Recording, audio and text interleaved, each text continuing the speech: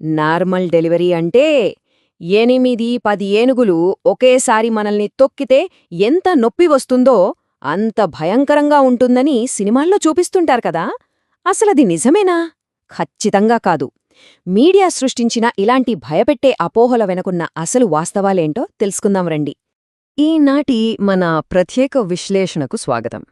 ఈరోజు మనం డాక్టర్ల అనుభవాల ఆధారంగా ఒక డెలివరీ రూంలో నిజంగా ఏం జరుగుతుందనే మెడికల్ రియాలిటీని సైన్స్ కోణంలో చూడబోతున్నాం.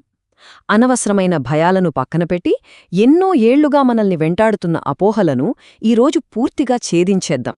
ఈ ప్రయాణంలో మనం ముఖ్యంగా మాట్లాడుకోబోయే అంశాలు: మీడియా సృష్టించిన భయాలు, నార్మల్ డెలివరీలో ఉన్న అస్సలైన బలం, ముహూర్తాల పేరుతో జరిగే హడావిడి, కదలికల వెనుక ఉన్న సైన్స్, అలానే ఋతుక్రమం చుట్టూ అల్లుకున్న మూఢనమ్మకాలు. చివరిగా సరైన అవగాహనతో ముందడుగో ఎలా వేయాలనేది కూడా చూద్దాం. ముందుగా మొదటి అంశం: అపోహలు వర్సెస్ వాస్తవాలు. ఈ భయాల వెనుక ఉన్న అసలు నిజాన్ని బయటపెడదాం. మనం సినిమాల్లో చూసే ఎక్స్పెక్టేషన్స్కి నిజమైన మెడికల్ రియాలిటీకి చాలా తేడా ఉందండి. స్క్రీన్ మీద వాళ్ళు చూపించే భరించలేని నొప్పి అనేది నిజానికి ఒక సబ్జెక్టివ్ ఫీలింగ్. అంటే ఒక చిన్న సూది గుచ్చితే ఆ నొప్పి అందరికీ ఒకేలా అనిపించదు కదా. డెలివరీ పెయిన్ కూడా అంతే, ఒక్కొక్కరిలో ఒక్కోలా ఉంటుంది. దీనికి సరైన వ్యూహముంటే చాలు. నొప్పులొచ్చే సమయంలో కాసేపు కబుర్లు చెప్పడం, ఇష్టమైన పాటలు వినడం లాంటి చిన్న చిన్న ట్రిక్స్తో ఈ పెయిన్ని చాలా వరకు మేనేజ్ చేయొచ్చు. ఇక రెండవ అంశం: నార్మల్ డెలివరీలో ఉన్న అద్భుతమైన బలం లేదా ప్రకృతి జీవలయ అని కూడా చెప్పొచ్చు.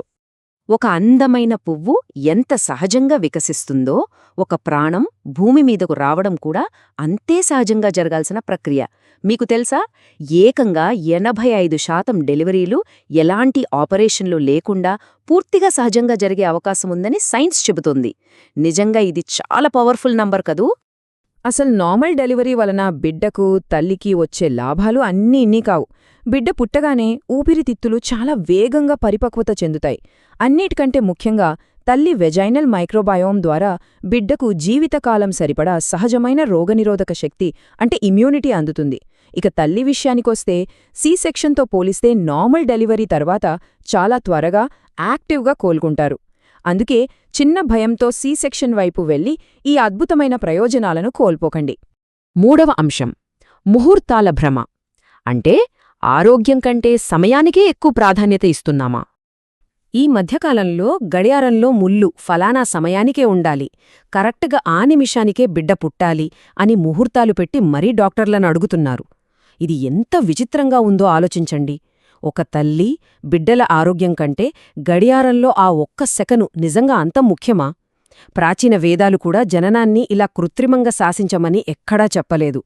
ప్రకృతి సిద్ధంగా జరగాల్సిన ప్రక్రియను జాతకాల కోసం బలవంతంగా మార్చడం చాలా ప్రమాదకరం. ఇక నాలుగవ అంశం: కదలికల వెనుక ఉన్న సైన్స్. దీన్నే మనం పెల్విస్ ఓపెన్ చేయడం అంటాము. ప్రాచీన కాలంలో గర్భ సంస్కారమని పిలిచేవారు. దాన్ని ఇప్పుడు మనం సింపుల్గా ఫిజికల్ యాక్టివిటీ అంటున్నాం. ప్రసవానికి శరీరాన్ని సిద్ధం చేయడంలో ఇది కీ రోల్ ప్లే చేస్తోంది.